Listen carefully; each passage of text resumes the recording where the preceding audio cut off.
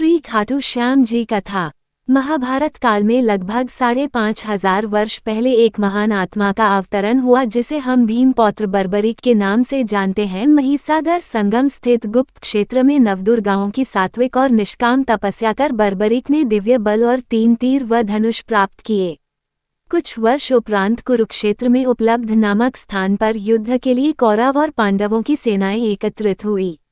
युद्ध का शंखनाद होने ही वाला था कि यह वृतांत बर्बरीक को ज्ञात हुआ और उन्होंने माता का आशीर्वाद ले युद्धभूमि की तरफ प्रस्थान किया। उनका इरादा था कि युद्ध में जो भी हारेगा उसकी सहायता करूंगा। भगवान श्री कृष्ण को जब यह वृतांत ज्ञात हुआ तो उन्होंने सोचा कि ऐसी स्थिति में युद्ध कभी समाप्त नहीं होने वाला। अतः उन्होंने ब्राह्मण का वेश धारण कर बर्बरीक का मार्ग रोककर उनसे पूछा कि आप कहाँ प्रस्थान कर रहे हैं। बर्बरीक ने अपना ध्येय बताया कि वो कुरुक्षेत्र जाकर अपना कर्तव्य निर्वाह करेंगे और इस पर ब्राह्मण रूप में श्री कृष्ण ने उन्हें अपना कौशल दिखाने को कहा। बर्बरीक ने एक ही तीर से पेड़ के सभी पत्तों को भेद दिया सिवाय एक पत्ते के जो श्री कृष्ण ने अपने पैरों के नीचे दबा दिया था। बर्बरीक ने ब्राह्मण रूपी श्री कृष्ण से प्रार्थना की कि वह अपना पैर पत्ते के ऊपर से हटाए वरन आपका पैर घायल हो सकता है। श्री कृष्ण ने अपना पैर हटा लिया व बर्बरीक से एक वरदान मांगा। बर्बरीक ने कहा, हे यजमान, आप जो चाहे मांग सकते हैं, मैं वचन का पूर्ण पालन करूंगा। ब्राह्मण रूपी श्री कृष्ण ने शीश दान मांगा। ये सुनकर बर्बरीक तनिक भी विचलित नहीं हुए, परंतु उन्होंने श्री कृष्ण को अपने वास्तविक रूप में दर्शन देने की बात की, क्योंकि कोई भी साधारण व्यक्ति ये दान नहीं मांग सकता। तब श्री कृष्ण अपने वास्तविक रूप में प्रकट हुए। उन्होंने महाबली, त्यागी, तपस्वी वीर बर्बरीक का मस्तक रणचंडिका को भेंट करने के लिए मांगा और साथ ही वरदान दिया कि कलयुग में तुम मेरे नाम से जाने जाओगे। मेरी ही शक्ति तुम में निहित होगी।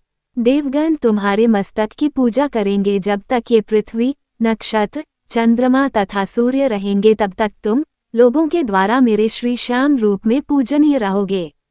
मस्तक को अमृत से सींचा और अजर अमर कर दिया। मस्तक ने संपूर्ण महाभारत का युद्ध देखा एवं युद्ध के निर्णायक भी रहे। युद्ध के बाद महाबली बर्बरीक कृष्ण से आशीर्वाद लेकर अंतर्ध्यान हो गए। बहुत समय बाद कलयुग का प्रसार बढ़ते ही भगवान श्याम के वरदान से भक्तों का उद्धार करने के लिए वह खाटू में चमत्कारी रूप से प्रकट हुए।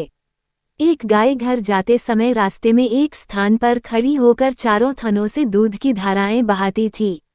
जब ग्वाले ने ये दृश्य देखा तो सारा वृतांत भक्त नरेश खंडेला के राजा को सुनाया। राजा भगवान का स्मरण कर भाव विभोर हो गया। स्वप्न में भगवान श्री श्यामदेव ने प्रकट होकर कहा, मैं श्यामदेव हूँ। जिस स्थान पर गाय के थन से दूध निकलता है वहाँ मेरा शालिग्राम शिलारूप विग्रह है। खुदाई करके विधि विधान से प्रतिष्ठित करवा दो। मेरे इस शिला विग्रह को पूजने जो खाटू आएंगे उनका सब प्रकार से कल्याण होगा। खुदाई से प्राप्त शिलारूप विग्रह को विधिवत शास्त्रों के अनुसार प्रतिष्ठित कराया गया। चौहान राजपूतों में नर्बदार कंवर हुई है जिन्होंने इस विग्रह को आताइयों के विध्वंस से बचाने हेतु झोपड़े में रखा एवं सेवा पूजा की।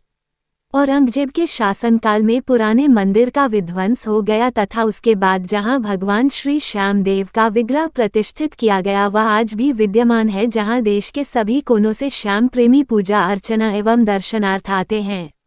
अब नर्मदा कंवर के खानदान के ही चौहान राजपूत पुजारी हैं।